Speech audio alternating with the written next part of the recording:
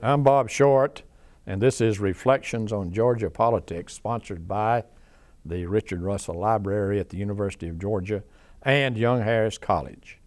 Our guest is Bobby Kahn, Chief of Staff for Governor Roy Barnes and Chair of the Georgia Democratic Party. Bobby, welcome. Good to be here. You've been involved in Georgia politics for many years, but before we get into that career, tell us a little bit about Bobby Kahn. Well, I grew up in Savannah and have two brothers and a sister.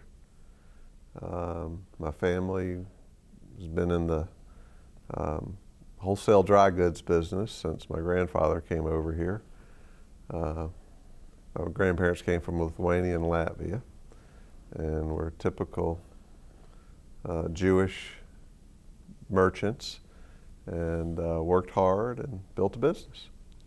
And you know, I grew up in that business. I worked in it a couple of summers. My brother ended up working in it. And I got very interested in politics growing up in Savannah. My dad was always interested, never involved, but always interested in politics. We, like many families across the country, we watched the CBS Evening News with Walter Cronkite, either before or after dinner, and that's where we got our news. Mm-hmm. You know, I'd reminisced about that when Cronkite passed a few weeks ago, and we were just always talking about politics. And back then, the state was very Democratic, and that happened to be where I was. Although my dad was good at playing devil's advocate, so I got exposed to both sides. A lot of the people I went to school with were Republican. I went to a private school in Savannah Country Day, and I remember when Carter was running for president. I was a senior, and nobody was for him but me and one other person, and I got excited because there was a show of hands for who was for which candidate and stuff, and not everybody raised their hand for Ford or Reagan, and I thought there was hope, but then that hand went up for John Connally. So I grew up around a lot of Republicans, but talked a lot of politics. The first campaign I ever was involved in, I guess I was involved in some of Mary Sakis's campaigns, handing out stuff, leaflets and stuff, but Phyllis Kravitch was running for state court, and she won and ultimately became a judge on the 11th Circuit Court of Appeals. But I got involved in that, and then I got involved in President Carter's campaign when I was a senior in high school, and have been involved ever since. So after Savannah Country Day, you went off to college? I went to Emory. I had debated in high school and debated at Emory, which was great training for research and argument skills and analytical skills. My record wasn't very good, but you know, I learned a lot from it. And then to law school? And then I went to law school at the University of Georgia. While I was in law school, I met some folks from Representative Joe Frank Harris's campaign, and I ended up, while most people were doing summer clerkships and stuff in law school, I worked in Governor Harris's campaign. And as a matter of fact, I worked between the first and second year of law school, and the campaign was just starting. And then between the second and third year, I worked in Fulton County, and he wasn't supposed to win the nomination. And when he did, you know, it was about time for me to go back to law school. And I said, I'm not going, you know, well, back then we did the hard part, so you know, I'm going to stick around. So 2 days after classes started, I called the registrar and said, I'm going to come back in January. And he got all over me. He said, you need to tell us that earlier. So I worked in the campaign in the fall, and then Governor Harris got elected. When I got out of law school, I wanted to get involved in politics, but a lot of people told me that, you know, you need to spend a little time practicing law. And I didn't want to do it at the time, but I did. and I went to work for Jim Oxendine, who was in Gwinnett County. And it was general practice and did a little bit of everything. Of course, Jim's son's now running for governor. He's the insurance commissioner. As a Republican? As a Republican. One of those people who switched parties. He picked the right time to, not that there's a right time to switch, but he picked, he switched in '94 and rode the wave, got elected insurance commissioner. So I did that for a couple of years, and while I was working for Jim, who's now a judge in Gwinnett, he's a senior judge, Governor Harris had appointed Robert Benham to the Court of Appeals, first African-American on the court, and they asked me to help him, Governor Harris and Judge Benham asked me to help with the campaign. So I ran that campaign. That was your first real first campaign I had run. I mean, I'd been involved in campaigns. I thought I knew everything. You will never know everything. But that was a campaign where you dealt with lawyers. And, How do you go about running a state campaign for a judge? It's very tough. It's very tough. Especially, I mean, back then, I mean, African American running statewide, that was an unknown. He had the benefit of being an incumbent and having the establishment behind him, although having the establishment behind you in some years is not a good idea. But I mean, we set out to run a statewide campaign like any statewide campaign that's much bigger. And of course, there you end up, Did he have opposition? Certain things. He had, I believe, 3 people running against him. So our concern was a runoff. But we, Judge Benham enjoyed campaigning, and he liked going all over the state, hitting the Rotary clubs and stuff like that. And we raised money, which at the time was a fair amount. I believe it was $150,000. And did spend it on travel and radio, basically. And he won without a runoff. You're best known as a political consultant, as a mentor and campaign manager for Roy Barnes. When did you meet Roy Barnes? I met him in governor's race in 1982. And I was working Fulton, and obviously he was part of the leadership of the campaign, and did a lot in Cobb, and we did stuff to, Metro Atlanta stuff together. At that time, parts of Metro Atlanta, including Cobb and North Fulton, were rapidly going Republican. 1980 was a watershed year for the Republicans. I was in law school at the time, and I remember I went to the Carter Victory Party, and I'd been working in law school really hard, and I'd been looking forward to going to Atlanta to the Americana for the Victory Party for a couple of weeks, because I'd worked in the campaign before I went to law school. And so, I'd get in the car and drive on over here, and I walk into the hotel ballroom at like 5 after 7. And this was the first year of exit polls, and everything had been called. And back then, the networks had not adopted consistent red and blue. So one station it was all red, and another station it was all blue. And when I thought red was Democrat, I thought, oh, it's looking good, but no, that's the wrong network. So, I'd walked in there at 7:05, and at 7:20, I got back in my car and rode back to Athens. I was in the law library at 9 o'clock.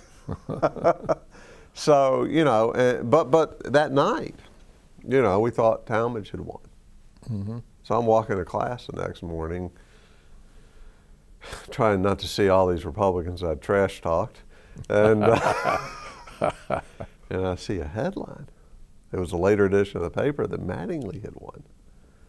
And he had won on the strength of, even though Carter had won the state, he got like 81% of the vote in Cobb County. And, of a very elevated turnout. So, you know, that was, so that's what we were dealing with in '82, was Republican areas and what was the suburbs, what is the suburbs. And happily those areas are coming back. But so in that campaign, you know, Roy had experience dealing with Republicans. He had always had opposition before that and really since. And so we were working on how to carve out Democratic votes in Republican areas. Let me ask you this question. You don't have to answer it.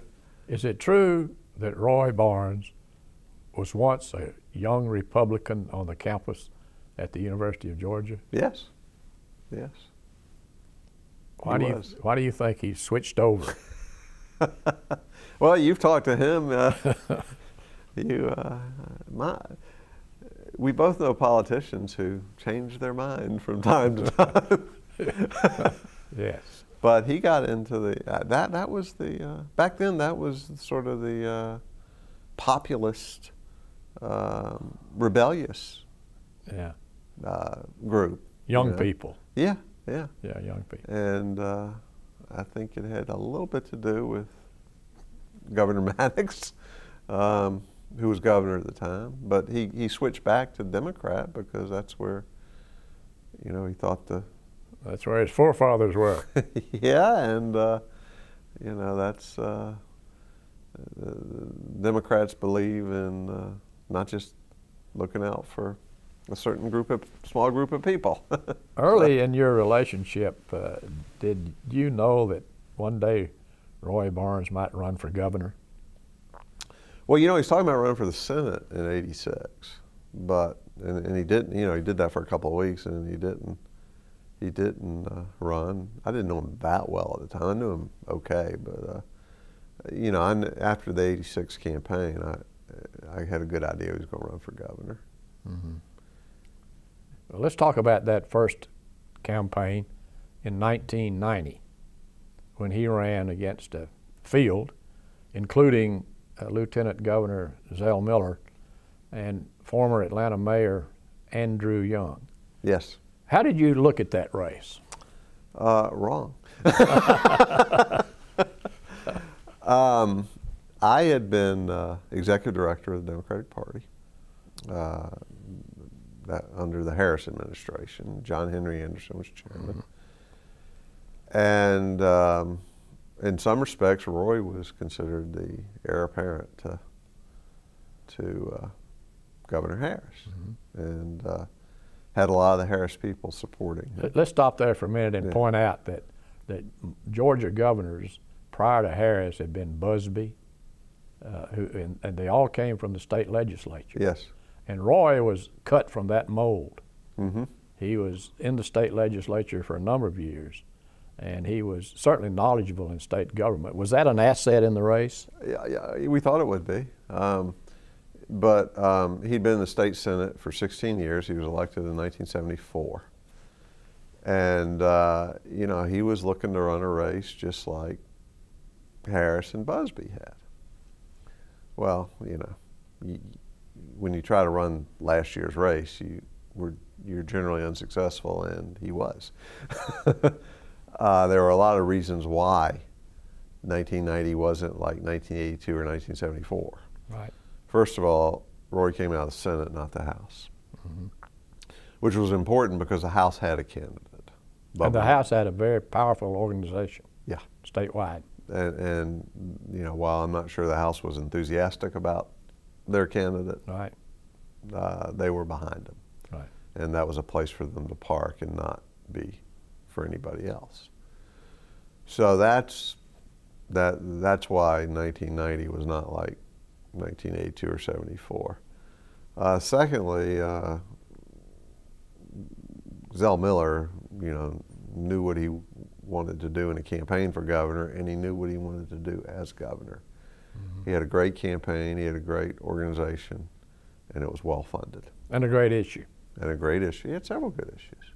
The lottery. The lottery, but you know, I mean, believe me, I saw those ads over and over again. The lottery, boot camps for for first offenders and cracking down on health insurance companies. Mm-hmm. So, you know, it was a good campaign, well done. And then there was another thing in the race, and that was former Atlanta Mayor Andrew Young was running, and he was very popular. He just finished his term as mayor. We had not gotten the Olympics at that point, but you know there was talk about it, and he was well known all over the world.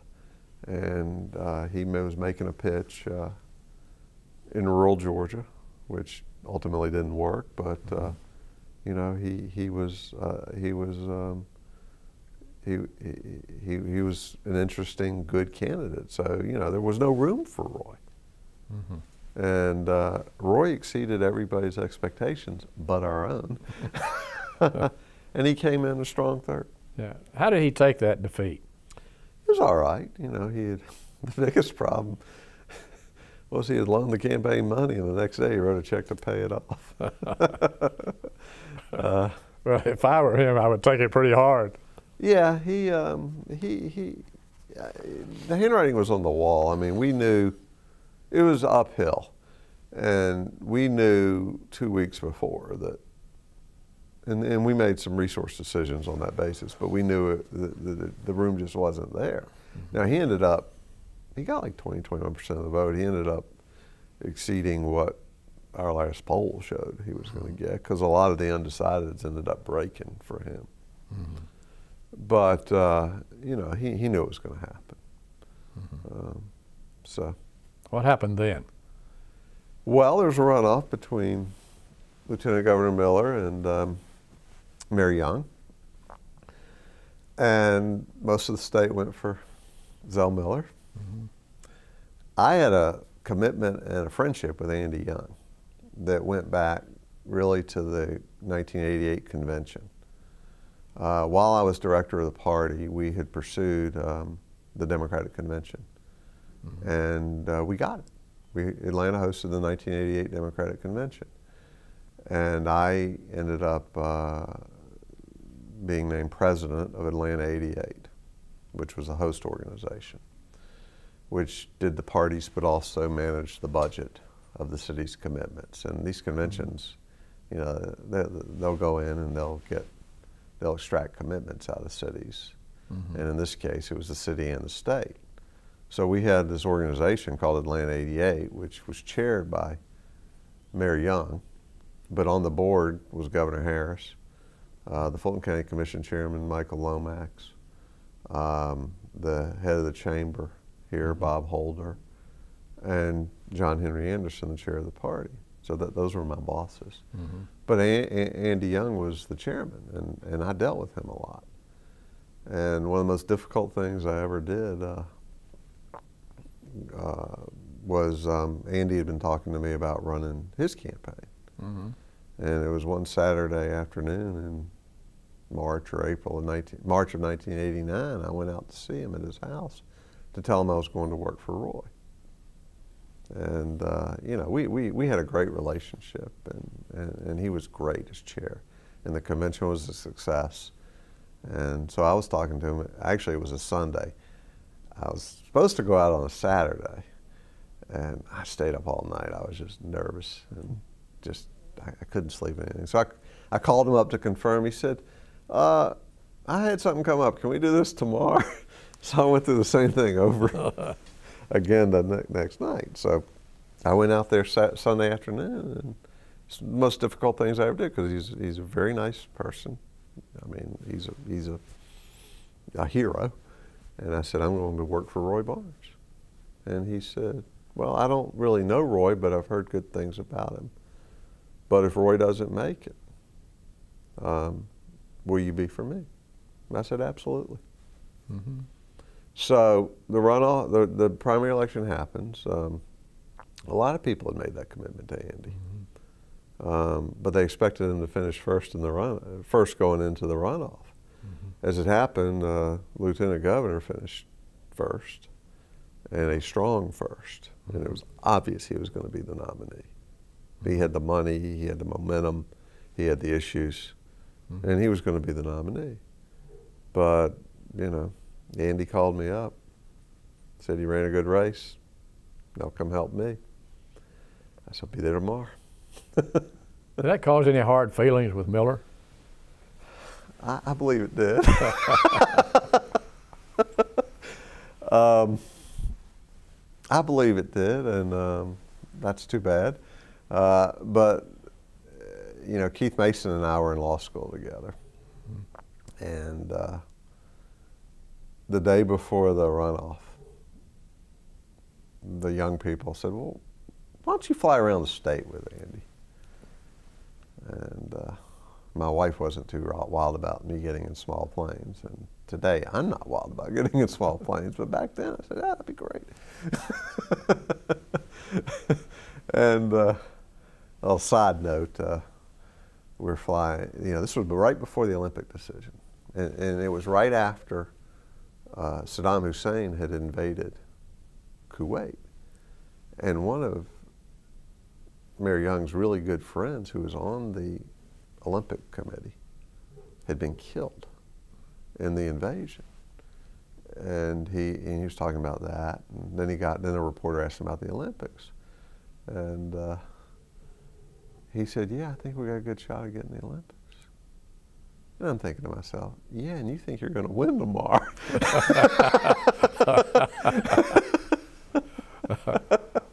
So, what I was going to tell you was, it turned out we were, you know, when you do these fly-arounds, you run into candidates all the time. And we were in Augusta, and we'd run into, we had landed just as Miller had taken off, and Keith was on the plane. And Keith called a mutual friend. He said, "You're not going to believe what's going on. Kahn just got off the plane with Andy. I can't believe he's doing that." So, yeah, there were hard feelings. But you're over them now. Over them now.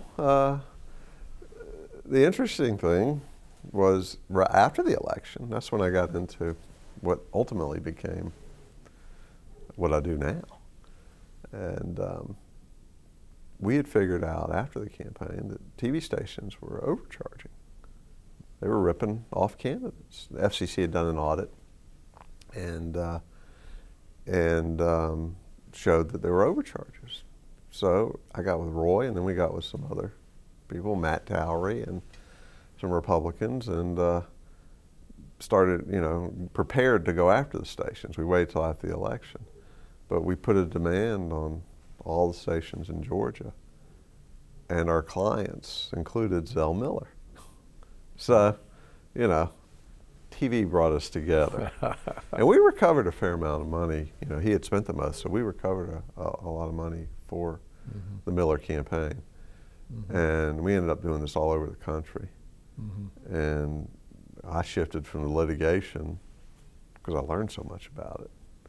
I shifted from the litigation side to the media buying side, because I knew what the stations were doing. Are you still doing that? Yeah. I started in an agency. I sold it when I went into the governor's office, but I returned when I was no longer in the governor's office. When I thought I always would, but I didn't think I'd return quite as early as I did. Yeah. The voters had other things in mind. Yeah. But, you know, Governor Miller and I had talked some in the '98 campaign, because he was helping Roy, and I went to a shoot with him, and, you know, it was a little, you know, we had some banter. And then when Roy appointed him to the Senate, when Paul Coverdale died, when Roy appointed Governor Miller to the Senate, then I worked with him closely. You know, we obviously got along well then. Tell us about that decision. It was, you know, I mean, everybody's shocked when Paul Coverdale died, and he and Roy were friends from when they served in the Senate together. And, you know, they were both, you know, urban, suburban legislators. They were, you know, kind of reform-minded and worked on stuff together, so they were friends. But his death was a shock. And so Roy sat there with an appointment that he never expected to have. And he, you know, that was, he thought about it and thought, you know, that Governor Miller had the best chance of holding the seat. Yeah, and an election was coming up. Election was coming up, and it'd be a special in 2000. Mm-hmm. And you know, so he appointed him. He flew up to Young Harris and met with him, and 2 days later he appointed him. I need to ask this question. What was his and your reaction to Miller's performance as a United States Senator? Well, I'll speak for myself. You talked to Roy. But that was when our relationship soured again. Because, you know, he put Senator Cleveland in some difficult positions. But, you know, we knew he was independent and of his own mind, and that was fine.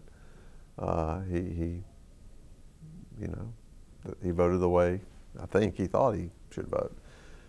Where it became difficult for us was after '02, and he started really basically voting Republican. Mm-hmm.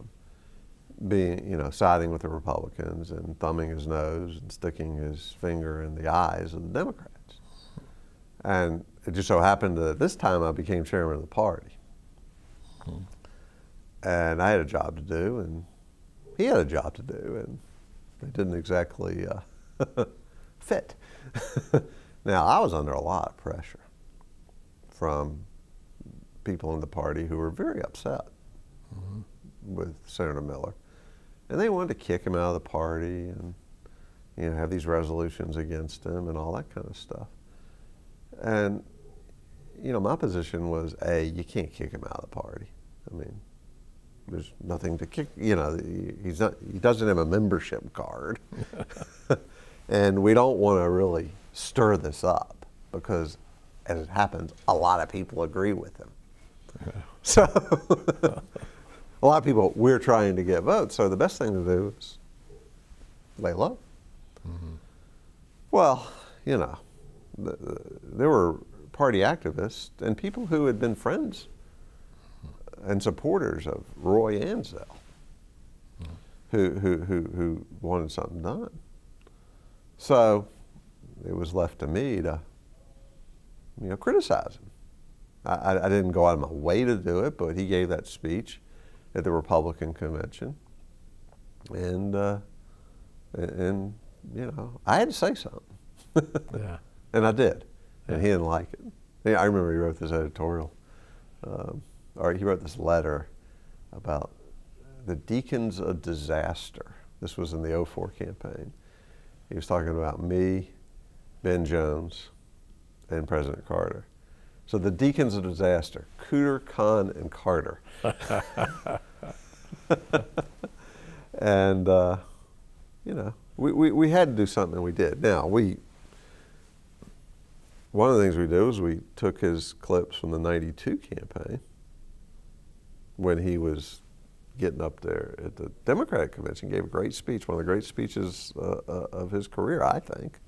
Hear this voice. Yeah, it was a great speech. And, you know, he bashed President Bush 41. It was a populist speech. It was anti-Republican. And we put clips of that on the internet, and we put some of them on cable television. And I don't think he liked that. You would know. It's hard to tell. Hard to tell. Oh, I don't think so. Well, Bobby, let's get back, if you will, for a minute to that period between 1990 and 1998 when you and Roy Barnes were vacationing. What happened during that period before he ran in 1998? Well, he ran for the House. He'd been in the Senate, and he ran for the House in 1992, and he won. He ran from Mableton, basically, and it was just a piece of the Senate district. Mm-hmm. And I mean, it was his home area. And he won rather handily. And he goes to, you know, for the caucus meeting, or at some time he talked to Speaker Murphy. And the speaker said, well, what committees do you want to be on? And Roy says, he said, oh, I don't want to be on committees. I'll do everything from the floor.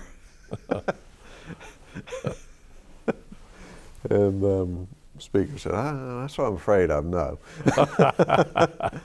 And so he ended up serving where, I mean, natural place for him was Judiciary Committee. Right, yeah. And that's an important committee, obviously, in the House, but there, you know, a lot of good people on that committee, and they're very serious. They take themselves very seriously. And of course, Roy had been chairman of the Judiciary in the Senate. He had been co-chair of the Constitutional Revision Committee, and I mean, and he was serving with Gruber, with Denmark Gruber in '92, I guess. And so they sort of were the elder statesmen and the people who wrote a lot of the things in the bills that some people understood, but most people didn't. What was your relationship with him during that period? Well, that was when I was doing the TV litigation. Oh, I see, yeah. And so you were in constant? I was in his law office. Oh, yeah. And he was on the cases with us, and you know, he argued. We had several appellate decisions. Appellate arguments, and he made them, or he participated in them. And I would talk to him about the cases, because a lot of it was negotiation. And we had some overall issues about where we were going to pursue this in court or at the FCC. So, you know, I mean, I had a case. I mean, there were lawyers in the front. They would joke, how's your case? You know, I had one case. But, you know, we represented 50 people. And we had 100 stations we were pursuing. And so I practiced law out of his office between basically '91 and '98. And I ran, or I don't know, I guess I ran his legislative races. I was treasurer of his legislative races and helped him raise the money, and we would do the mail and the phones and stuff.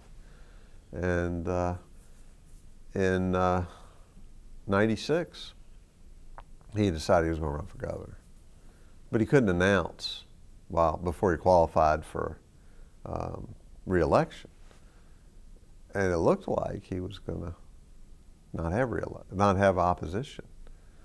And because the Cobb Party, the Republicans had always qualified somebody. But they were focusing on other seats, and this seat really wasn't one they could take. But but at the last minute, he ended up with opposition, so he had to run a race, and he couldn't start running for governor. But during the fall of '96, we were preparing for his campaign, and shortly after the election, he was telling people he was going to run. Maybe even a little before the election, he was telling people he was going to run, thinking that if he were getting out there, that Lieutenant Governor Howard would not. But Pierre went ahead and got out there probably in late October, early November. So he was running, Pierre was running, and Roy started raising money after the '96 election. And, you know, raised a couple $100,000, as did Pierre, going into '97. And during the '97 session, the big fear was Mike Bowers. You know, he was... Had he switched parties? He switched before the '94 election. Right. His timing was good, too. And so before the going into the '97 session, you know, Mike Bowers was this, you know, reformer, attorney general, white knight, all that sort of stuff. And there was a lot of concern in the legislature, among the Democrats in the legislature, House and Senate, that Roy and Pierre were going to kill themselves. You know, they were going to get in a bitter fight and all that. So a lot of leadership talked to Roy about running for lieutenant governor, or talked to talked to both of them about not having a nasty primary. And so toward the end of the session, Roy and Pierre talked, and Roy decided he was going to run for lieutenant governor, and Pierre was going to run for governor. Obviously, there wouldn't be a ticket, but Roy would engender a fair amount of goodwill by stepping back and avoiding a bloody primary. Roy and Pierre did some things that some later candidates might have observed, but well, what? Avoiding a bloody primary. Oh. I'm thinking back to the '06 primary. Well, I want to get to that, but not at this time. So anyway, so Roy's off and running for lieutenant governor in April of '97, and he's raising money, and at that point we were going to have to, this is still Georgia law, but we were going to have to go through some steps to convert the money raised for governor to lieutenant governor, and we had not done that yet. We were just focused on getting new pledges in. And so in August, Roy's in Florida. And I know what it was. Roy and I had gone to a sheriff's meeting up at Chateau Elan. And then we were going to go over to Blairsville to a Howard fundraiser. And this was before GPS and really before MapQuest. And my sense of direction isn't very good. And but we basically had to cross mountains, so we were a little late. But so we went to Blairsville. And I saw Pierre there and talked to him. I said, hey, I got a business. I'd like to do your buy. He said, well, let's get together. So we set a time. And I called him, and I was going to go by and see him on, I think it was a Friday. And I was going to see him that afternoon. And that morning, I'm getting calls. Pierre called me and said, I may want to talk to Roy, but can we move our meeting from 3 to 4? I said, sure. And so, I start getting calls right after I talked to Pierre that he's going to drop out. I said, no way, I just talked to him. And so then the calls kept coming, and finally I called Roy. I said, I don't believe this is the case, but boy, the grapevine is really on fire. And then we got confirmation of it. And I called up somebody who worked for Pierre at the time. I said, I take it we're not meeting this afternoon. And so the whole thing was a mystery, particularly in light of, Pierre had a great fundraiser. It was a great event, a people event and a money event in Blairsville. And that may have been a Tuesday or Wednesday, and this was a Friday. I may have the days wrong, but so the whole thing was a mystery. So there was no arrangement between the two. You mean for him to get out and Roy to get back? No, it was a surprise. There was, Pierre invited Roy to this fundraiser because, obviously they were friends. They'd been friends since they were part of the Gang of Five. In the Senate that did all this reform stuff. Tell me what you remember about the Gang of Five. Well, I kicking myself for bringing this up because every time I look it up, I talk about it, I have to go look it up. But they were doing reform stuff on like campaign finance and consumer issues and things like that. And as far as I remember, Roy was one. Ed Hine was one. Pierre Howard was one. Paul Trulock was one. And you're missing the Undertaker. Sutton? No. The mayor, the present day mayor of Carrollton. Oh, that's right, Wayne Garner. Wayne Garner. Wayne Garner. Yeah. The Gang of Five. That's right, and that was Roy and Zell had a on and off friendship. When they got there, they both got there in '75 from the '74 election, and they were both reformers. And there's a lot of, Busby there's some really pro-consumer stuff that was done in the mid-'70s that you could never get done today. Governor's Office of Consumer Affairs, which probably has been gutted.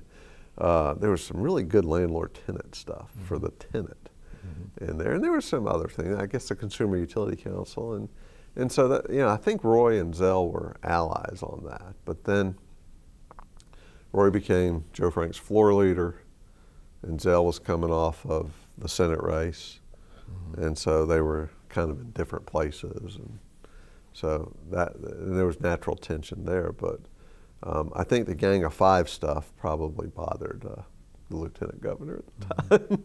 Yeah. But that's what I remember about it. Well, Howard withdrew.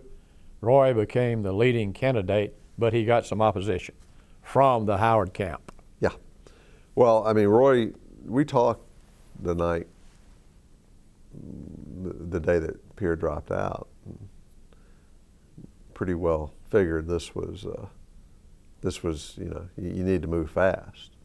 And Burt Lance talked to me, and he was, you know, this is Roy's chance. He's got to take it. And so he came back the next day. He was going to come back a few days later. Imagine that, Roy Barnes cutting a vacation short. So he came back, and he announced he was going to run. And Lewis Massey, who was Secretary of State, had been appointed by Governor Miller to fill Max Cleland's unexpired term, because Max had resigned to run for the Senate. And Lewis ran a good campaign in '96 and was popular. And he ran, and he got in the primary too, thinking he would inherit a lot of Howard's support. And he got some of it. But the goodwill that Roy had engendered within, you know, a lot of the people that were pushing Roy to run for lieutenant governor and not have a fight were friends with both Roy and Pierre. And they immediately came to Roy. And the time was right. I mean, that was an election about experience. And it was a little early for Lewis to be running for governor. Roy ran on his record. And this was happening around the country. You know, Gray Davis in California was up against two very well-financed challengers in the primary, and he ran on experience, and he won the primary he wasn't supposed to. So that was a good year. Lewis did a very gracious thing, I thought, when he suspended his campaign. Yes. And that obviously helped the Barnes oh, absolutely. effort. Roy had gotten like 48.9, 49% of the vote. Lewis was second. And, you know, these things take time. And so after a couple of days, he decided he didn't want to continue. And so Lewis and Roy and Governor Miller had a press conference in Governor Miller's office. And it was a unity press conference. And that helped a lot. Saved your campaign some money. Saved campaign money. Didn't have to run a runoff. Although we were concerned about turnout, so we had to do a little bit of a runoff campaign, but it was mainly with the idea of everybody's pulling together, let's move toward the general election. And so obviously won the runoff, saved a lot of money, had a unified party going into the general election. They were supposed to have a runoff, but they didn't. They didn't, that's right. Roy had just come under 50%, Milner had gotten over 50%. And that, you know, that provided a little sense of urgency about getting together. And of course, Milner had run, this was the third time for him. He had almost he came very close to beating Governor Miller. The Cleland race was close. And so, you know, third time could have been the charm. Were you afraid of him? Oh, yeah. Yeah. I mean, he had all the money in the world. He had learned, you know, Canada loses learns. And he had learned from his last two elections.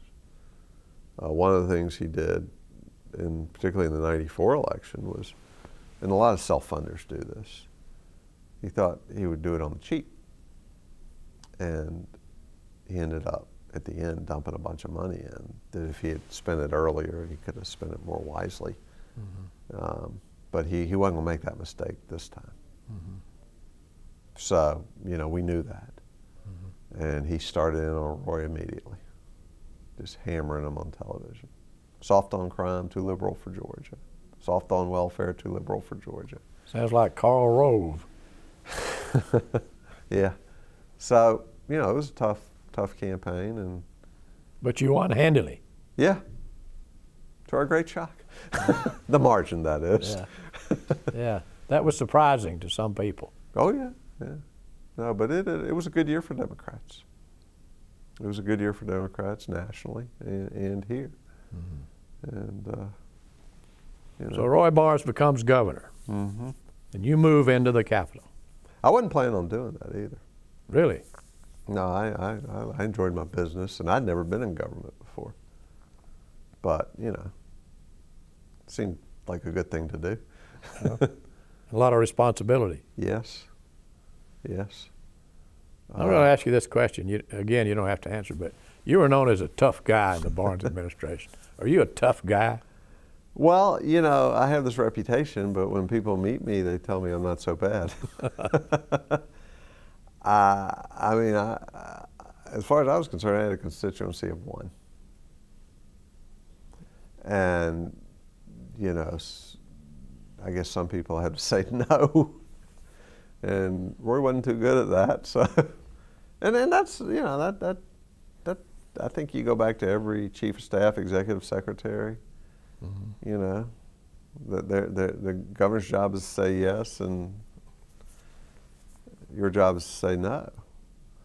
And, you know, Roy knew what he was doing as governor, and he knew state government. He knew the legislature. I think one thing that nobody appreciates until they get there is just how big government is and how entrenched the bureaucracy is. You know, I mean, you know, the department heads will come over and, oh yeah, we'll do that, whatever you want, and then, you know, getting it done within the bureaucracy is a whole nother matter. And so, but you know, Roy had a very ambitious agenda, legislative agenda, and was very successful in getting it passed. And there were some tough votes, and you know. Let's talk about some of his accomplishments. What do you think was his greatest accomplishment? I think overall it was his vision when it came to transportation and infrastructure issues like water. But,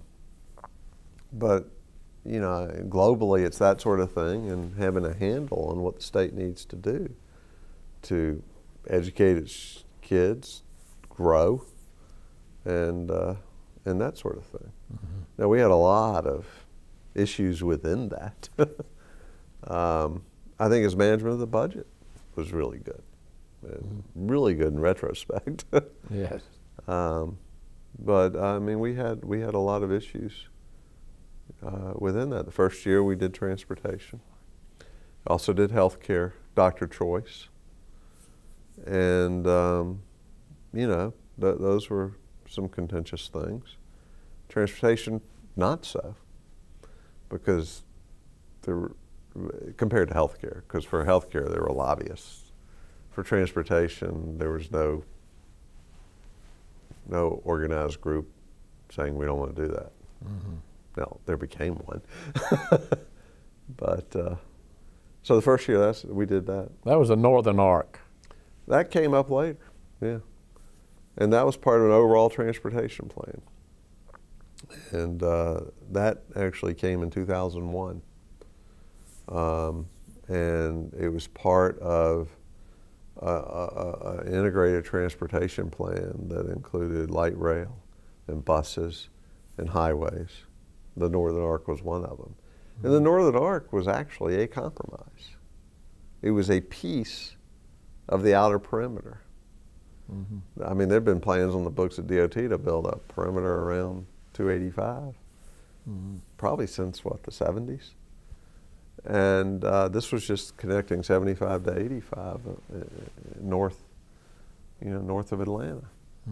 And that, that became, for people living in the path and people that didn't want to spend money on it because it was expensive, a great rallying cry. So then there's 2002, re-election. Let's talk about that. Well, we need to talk about 2 sessions of the legislature before. Good. You're the interviewer, but that's good. 2000, we did education reform, and that became very controversial. Obviously,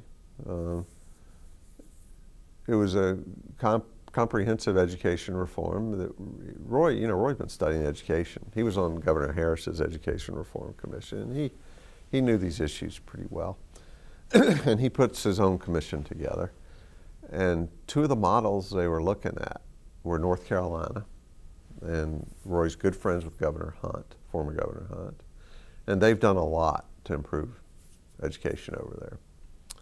And the other one was Texas, with Governor Bush, and he had pulled a lot of their reforms from North Carolina. And then Governor Bush used the Texas and mainly Texas, because that's what he was familiar with, for No Child Left Behind. So this was in the era of testing and accountability and that sort of thing. And one of the big problems with No Child Left Behind was it wasn't funded. But a lot of the concepts were in there. We're in No Child Left Behind and the Georgia Governor Barnes education reform. The one that gets all the attention is doing away with teacher tenure. And I mean, there was a bad tactical decision made there, and I will tell it. I will go through it with you.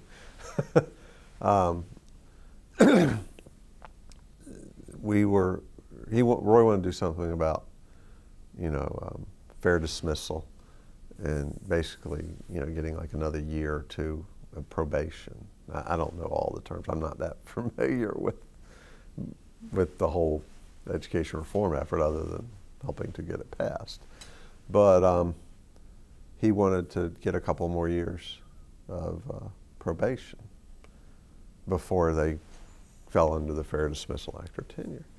And we talked to the leaders in the teacher organizations, GAE, Page, and all that, and said, what can we do on this? And they came back and said nothing. So we said, well, we're going to have a fight on our hands. Let's go for something that is really big. I mean, we never thought we'd get passed. And but Roy was good at getting stuff passed, and that became the focus of the bill, and it was only a small part of it, and it was a mistake to do it. And that became the rallying cry. The interesting thing was, a lot of what we were doing, including getting rid of tenure, were Republican ideas. And when the bill was introduced in the House,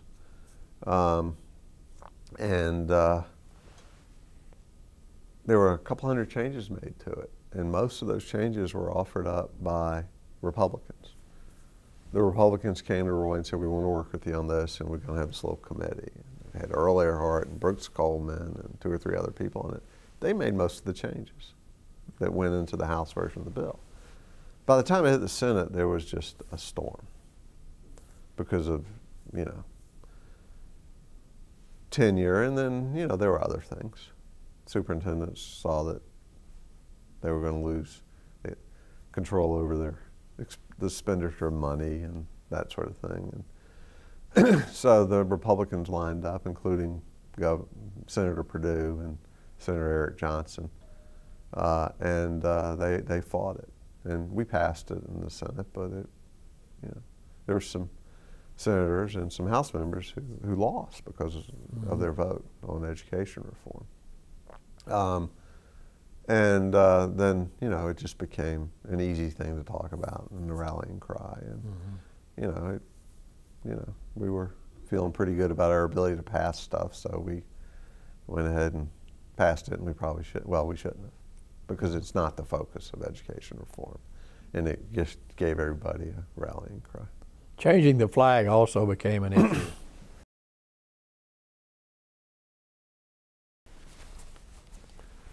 The flag, not something that Roy wanted to get into, because he knew it would dominate. But the problem was it was dominating everything. It was part of every discussion. Mm-hmm. But even then, he didn't want to necessarily get into it. He thought if he made a move at passing it, he had one shot in his term, or even terms as governor.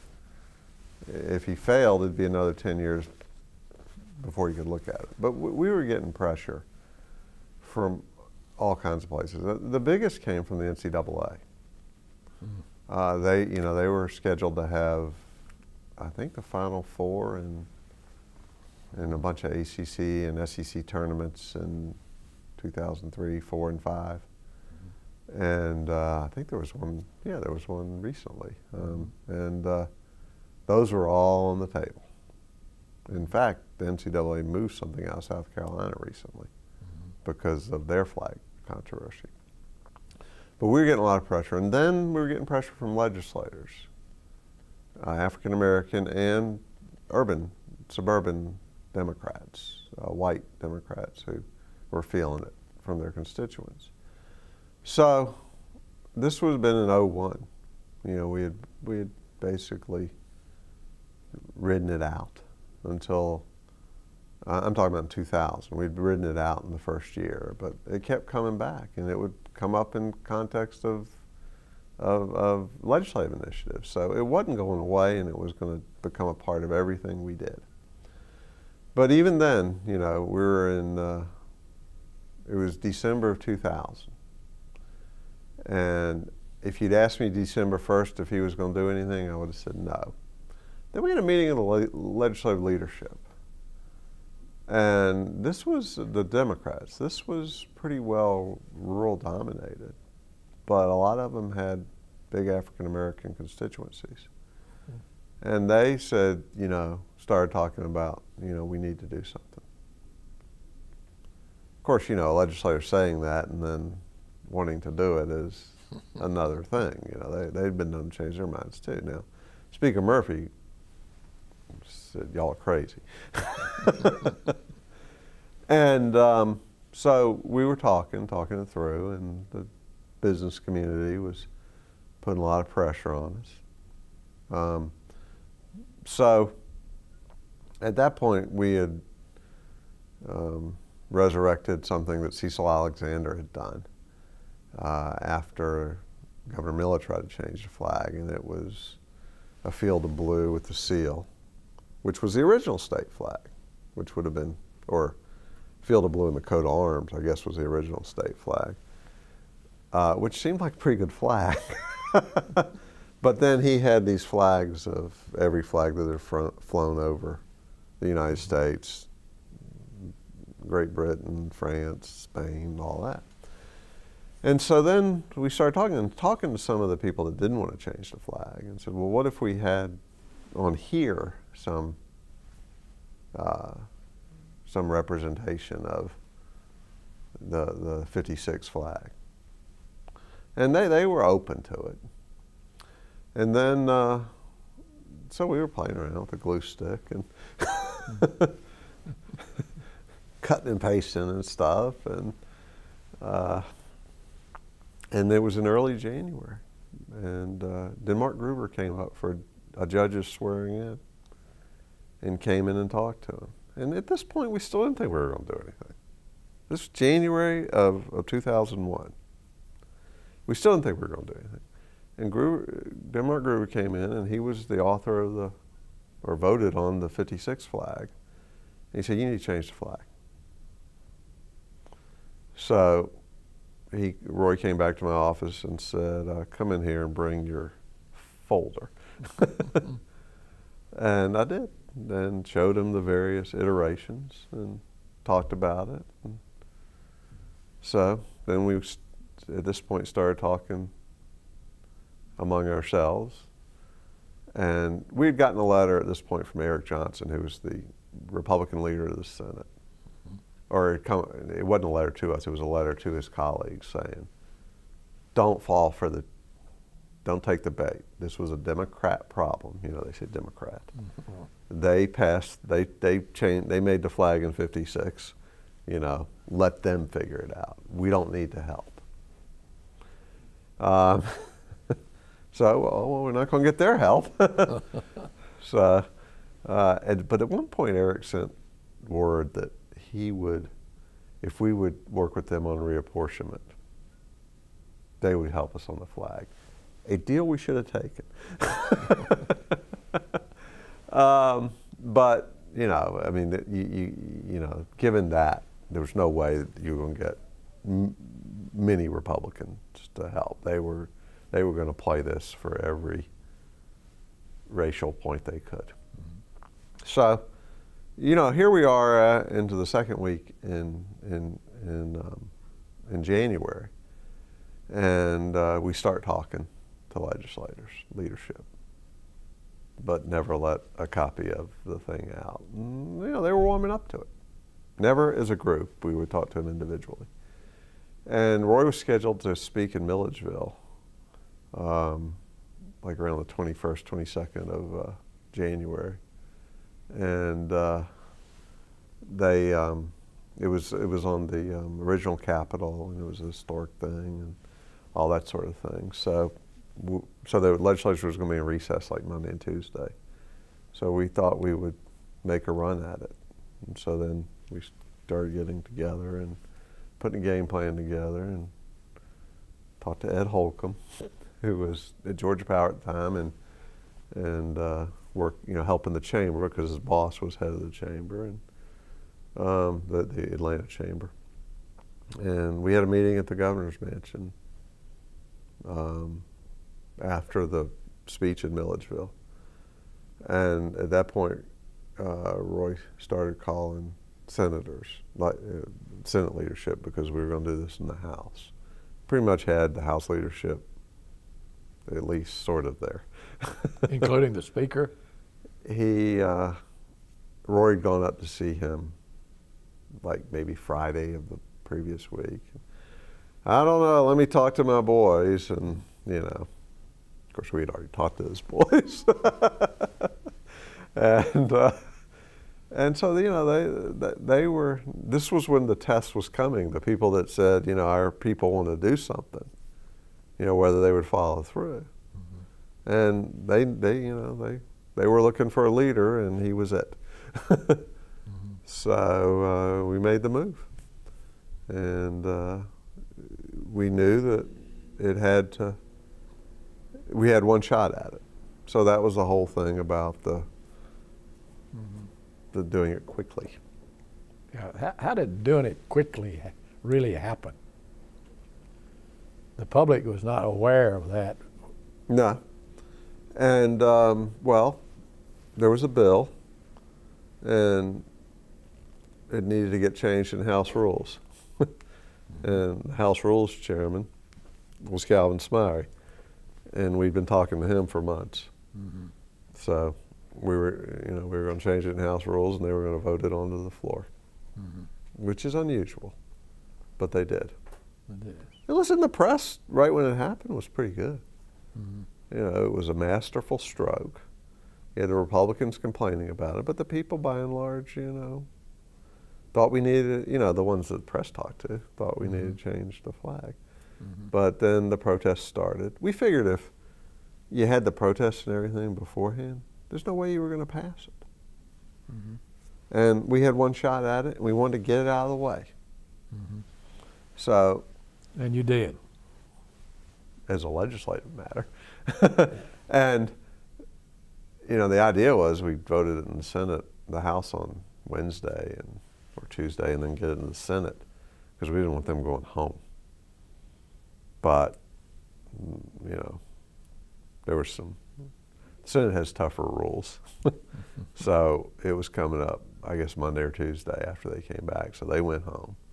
and we worked the Senate over the weekend. And, you know, it barely passed the House, and it barely passed the Senate. And, you know, we had Republican votes both times. But, you know, there were legislators who lost because of it. What was your relationship with the group known now as the Flaggers? Did they have any input? Actually, we had talked to them before, some of them beforehand. I don't know all of them, but there are people that I know within those groups. And we had talked to them beforehand, and they said, well, we don't like it, but having that on there, the 56 flag on there, is better than not having it on there. And they didn't like, you know, there was no way they were going to go for the pre-56 flag, which is basically the flag we have today, because it was considered a civil rights flag, which, ironically enough, it was the flag of the Confederacy, not the battle flag. So, yeah, we had talked to some of them, but listen, when the Republicans got hold of it in the Senate, and then the protest happened, it became the teacher thing, only a whole lot worse. It just a pounding. Then people started talking about how ugly the flag was. And listen, it was not a thing of beauty. It was a vehicle for change. As far as I was concerned, you know, and a lot of people were concerned, just the coat of arms or the seal on a field of blue would suffice. But, you know, he called it the Denny's placemat and all that sort of thing. So, you know, it became a rallying cry, another rallying cry. And both what was done and how it was done. But you could not have gone, it was a transition flag. You could not have gone from the 56 flag to the flag the pre-56 flag that had been the symbol of wanting to get rid of the 56 flag for 20 years. You couldn't have gone straight to that. So, another thorny issue was reapportionment. Yeah. Let's talk for a minute about that. We should have taken Eric's deal.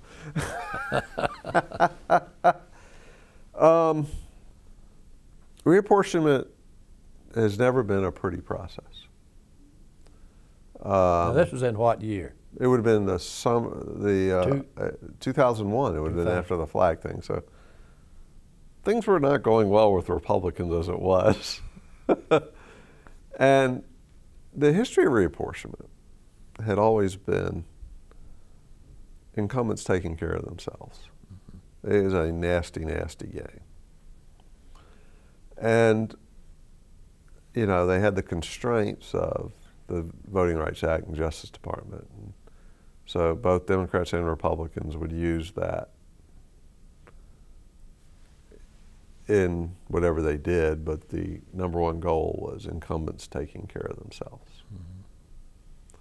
Well, our view was that's a good way to lose a lot more seats, because while one incumbent Democrat can win a seat, the next person, because it's done to his or her choosing, and you get this neighborhood and that neighborhood in there, when that person retires or in a bad year gets beat, like 94, then it's going to go Republican. So, you know, we, in the map drawing tools, have gotten a lot better. So we thought, yeah, I mean, politics had always driven it before, but we'd inject a little politics in it to the benefit of the Democrats. And, I mean, that angered Democrats and Republicans, because Democrats didn't want us, Democratic House members didn't want us sticking our nose in their business and taking away precincts from that included their relatives. And so, you know, the party, which was the governor, was very active in doing what parties do, which is promote things in the interest of the party. And that included some maps that favored Democrats. And it offended legislators who wanted to draw their own maps, and it offended Republicans who saw what was going on to the detriment of Republicans. And, you know, it offended some people who look at maps and don't like splitting up counties and communities. And so that became another rallying cry. But again, I don't see. I mean, if you're going to do it and have if you're going to do it, you don't have politics in it, and that's where you have a commission, which some states do, and try to eliminate the politics from it. But if you're going to have politics in it, I don't see a whole lot of difference between drawing it partisan for a Democrat or drawing it partisan for an incumbent. Now, as it happened, Democrats in the legislature, I mean, our view was, if, you pack the Republicans together, but don't put them in with each other. Why anger them? Those are going to be Republican seats. Let them be incumbent Republican seats. But a lot of legislators wanted to stick it to the Republicans, so they put Republicans together, and that made things worse. So, but on the congressional map, even with the Republicans redoing it, we ended up picking up a seat. So with all of that, the teachers, the flag, reapportionment, you move into Northern Arc. You move into re-election in 2002. Tell us about that race. Well, you had September 11th of 2001, which just clobbered the economy, particularly the tourism business. And we had the dot-com bust, and Georgia had a lot of technology jobs. So, so the economy was down. And, we were cutting budgets. Turns out those were the glory days of the budget compared to what we got now. But, we went into that race. We knew there were problems, but we thought we were okay. The biggest problem was Roy never got, other than just what could have been anomalies, never really got above 50% in polling, in our own polling. Public polls, yeah. But in our own polling, we never got above 50%. We had tested all kinds of messages, and it really didn't move anybody. We tested negative messages, and people didn't care about negative stuff on Sonny Perdue. It was all about Roy. So, I mean, it was a well-funded campaign, and we tried a lot of things, and we lost. Are you surprised? Yeah.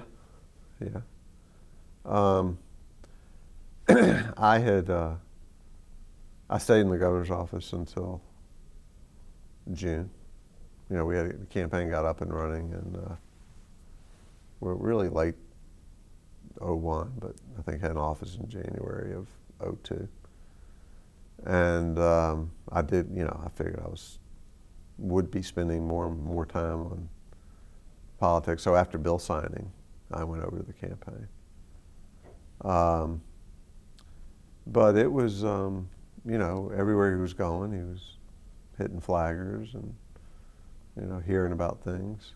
I worked for Carter in 1980 between college and law school.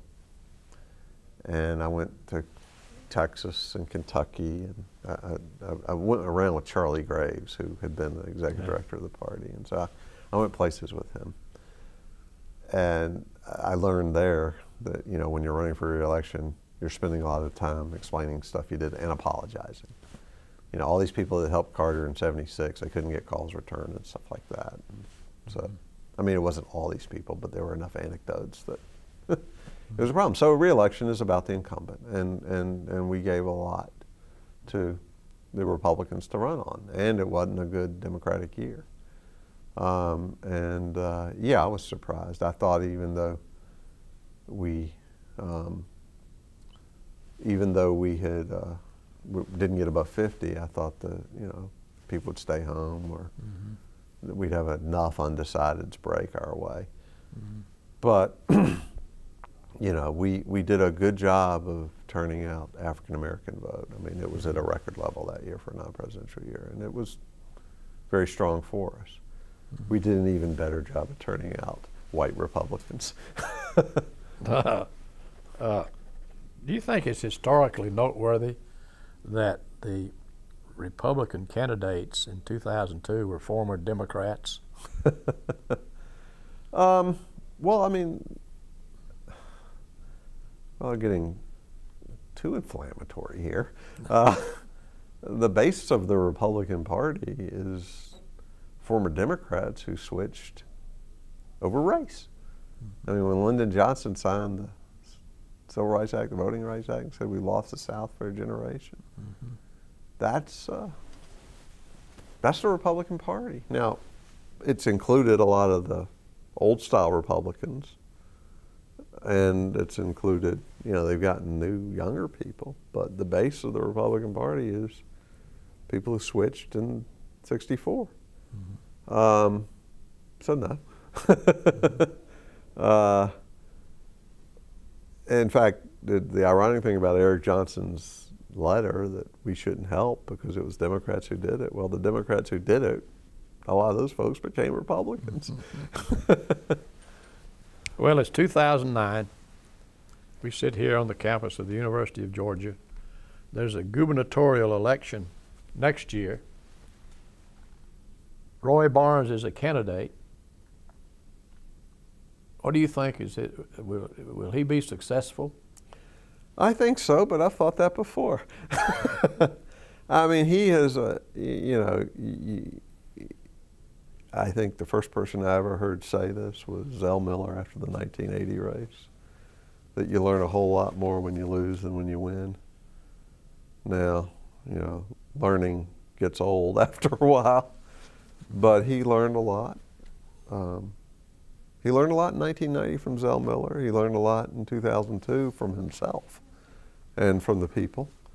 And he's taken those lessons and applying them. Do you think these 8 years have been long enough for people to forget those issues that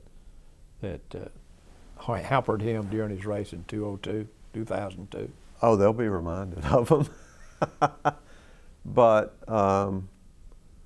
you know, I think what a lot of people want to know is whether he learned from those issues, what he says about those issues, and what he wants to do in the future. Now, I mean, the state has a lot of problems. The country has a lot of problems. And in some respects, it's like '98, that, you know, people may be looking for experience. But, you know, you don't run the last race or even the race before that, although you do take lessons from it. But, you know, it's a better time to have a conversation about those issues. You think he'll be the same progressive and forceful governor he was during his term? I think he'll be more, I think he'll be more patient, and he'll pick his issues. It's going to be tough it's a different world with the Republican legislature, and in some respects that may make him a better governor because he won't be able to get his way on everything. Well, Bobby, you served as chair of the Georgia Democratic Party. Let's talk about that for a minute.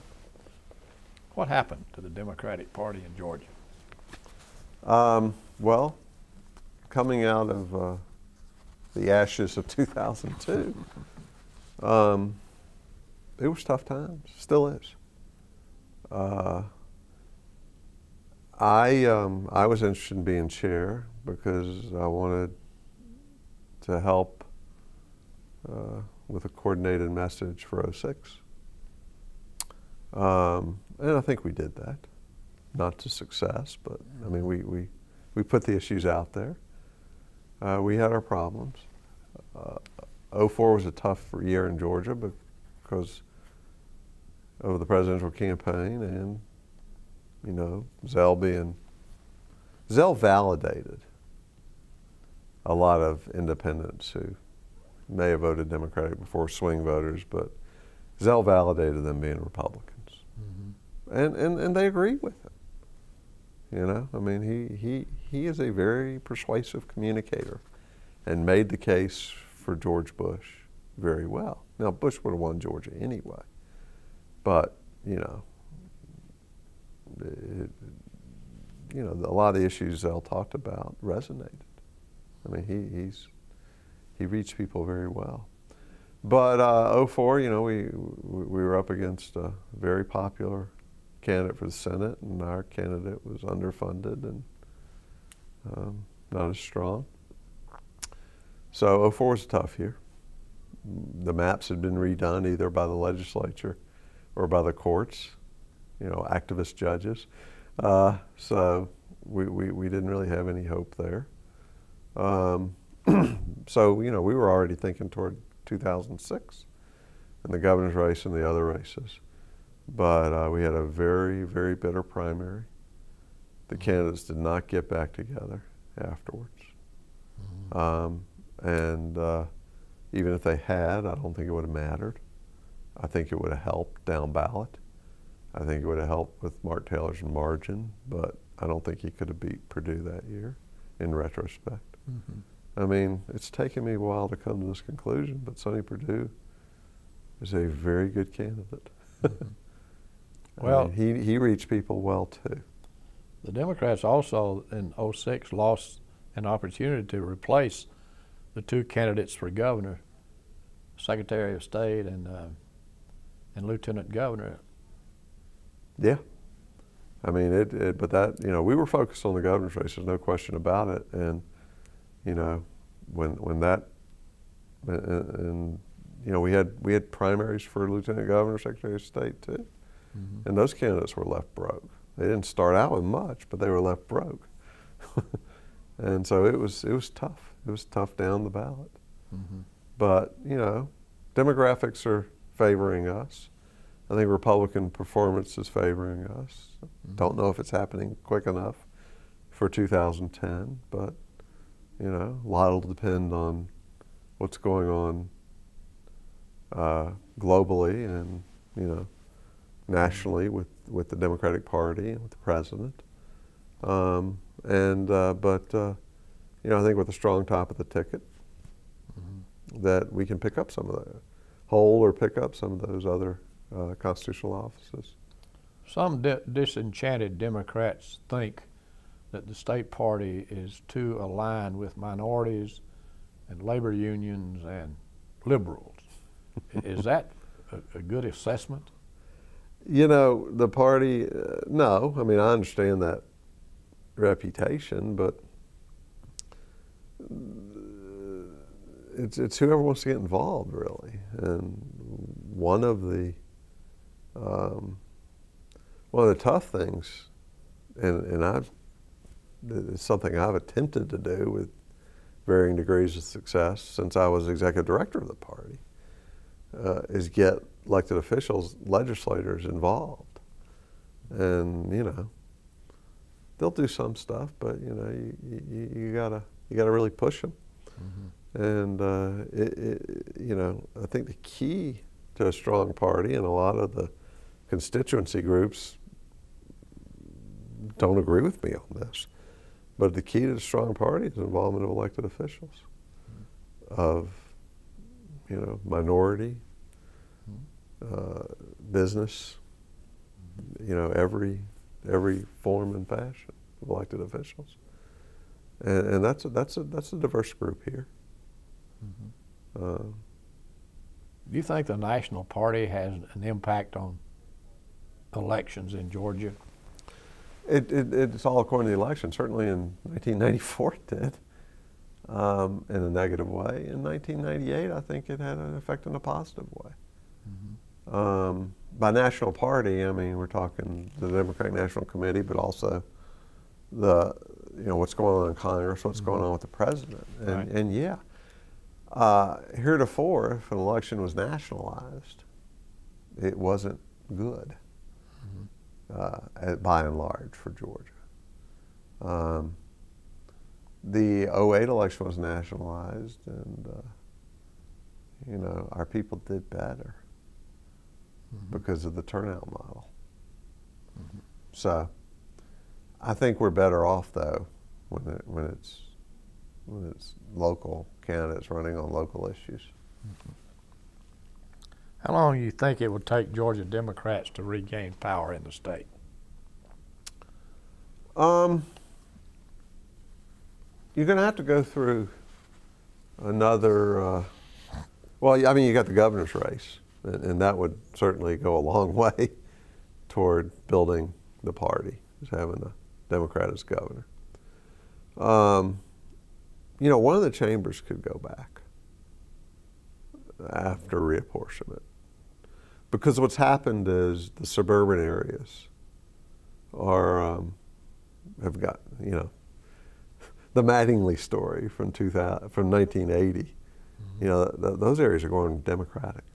Cobb was 45% Democratic this last election, and it was like 38% the previous. And Gwinnett's the same way. So those areas are going Democratic, and we'll pick up legislative seats there. Whether in 2010 by beating, that's where some of our pickups came this last election, or 2010 by knocking off incumbents, or just by reapportionment. Now, they've moved out. The Republicans have moved out. I mean, this is something y'all probably have looked at, but if you took a look at families that lived at the stadium area, Turner Field area in the 40s, you know, they first moved to DeKalb, and then to Northwest Atlanta, and then to Gwinnett and Cobb, and then to Forsyth and Cherokee and Bartow. And so as they move out, that's where the Republicans are the ones that move out. So, but the suburban areas should be Democratic. The other thing is a lot of the people you lose in rural Georgia, where reapportionment where the legislature endeavors to protect itself in reapportionment, and this is something where we had fights. You know, rural Georgia's losing population, so it becomes tougher and tougher to protect those people.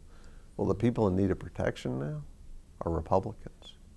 We've lost the seats down there that we're going to lose, and we can start gaining some back. So it's conceivable with a, you know, with a map under the new rules that we could start picking seats back up, 2014, 2016. Let's talk for a minute about the quality of candidates. The Republicans claim that they do a better job of recruiting and training candidates. What is the Democratic Party doing about that? Well, that is the toughest job that a party has. I mean, and it's not something you just decide in March. Well, we got qualifying coming up in April, and we need to recruit. I mean, that's a ongoing year-round deal. In the early days with Newt and Paul Coverdale, the Republicans picked their battles and they recruited candidates, and they did a pretty good job. At some point along the way, they recruited themselves. You know, I mean, it was just areas went from Democrat to Republican, and whoever was on the ballot, whatever warm body was on the ballot, won. We've got a few of those situations now. In fact, in this last election, there were 2 or 3 seats where if we had had a warm body on the ballot, the seats would be Democratic. And the party, I think, is focusing on the caucuses. A lot of recruiting goes on in the House and Senate caucus. They're looking at that now, and I mean, those are some of the seats they're focusing on. The training's gotten a lot better by both parties over the years, whether it's use of the voter file, door-to-door techniques, now digital and the internet. The training's gotten better by both parties. Recruiting's become tougher, you know. It takes more of a time commitment for people to serve. Elections are tough and expensive. So it's a challenge for both parties. The interesting thing about this the 06 election, I don't think a single incumbent lost in the general election. So, Democrat or Republican. And the Republicans missed some recruiting opportunities there, as did we. 2010, if former Governor Barnes prevails, will you be a part of his administration? No. I have kids in college, and I have a business. I will help him any way he wants, but it will be from the outside. In other words, the famous Bobby Kahn will not be a factor in Roy Barnes' administration. 4 years in state government was enough for me. Let me ask you a very personal question. you're well known throughout the state and the nation for your political activities. How would you like to be remembered? Well, I'm not too wild about the tough guy thing, you know. I want to be remembered as a hard worker who served who he was working for. And, you know, I worked hard in the governor's office, but I think we were fair. I've had Republican legislators who tell me, I spent more time in your office than I do in the current governor's office. I got friends on both sides. Some would say more friends on the Republican side now, but I would like to be remembered as somebody who worked hard and who was fair. So you think you don't deserve the comment that some writer said about you, that Bobby Kahn knows only two classes of people, Democrats and the rest of the world? Well, that's not a bad way to look at the world, but like I said, there's one legislator who a Republican, who's just an absolute nutcase. I'm not going to say his name, but he was shocked because he came in to the governor's office and wanted an admiral in the Georgia Navy. I said, sure. And he went around telling people, I got the admiral in the Georgia Navy. I can't believe he did it. Well, he asked. He's a legislator. Yeah. Part of it is you just wanted to ask. Well, that's true. Well, Bobby, thank you so much for being with us. We've certainly enjoyed our conversation. And we'll give you a final opportunity to say anything you'd like to say about your career or your experience. Well, I've been through, I've had some extraordinary opportunities, whether at the party, which was probably my favorite job, executive director of the party. I was young, energetic, and really loved politics. I still do, but that was my first real shot. But that and the convention, which I never thought I'd have an opportunity to be a part of. And then working with Governor Barnes and the administration and the things we did. I've enjoyed it. I like telling my kids about it. They enjoyed it. And doing stuff like this makes me remember it, and I've enjoyed doing that as well. Well, thank you very much. Sure.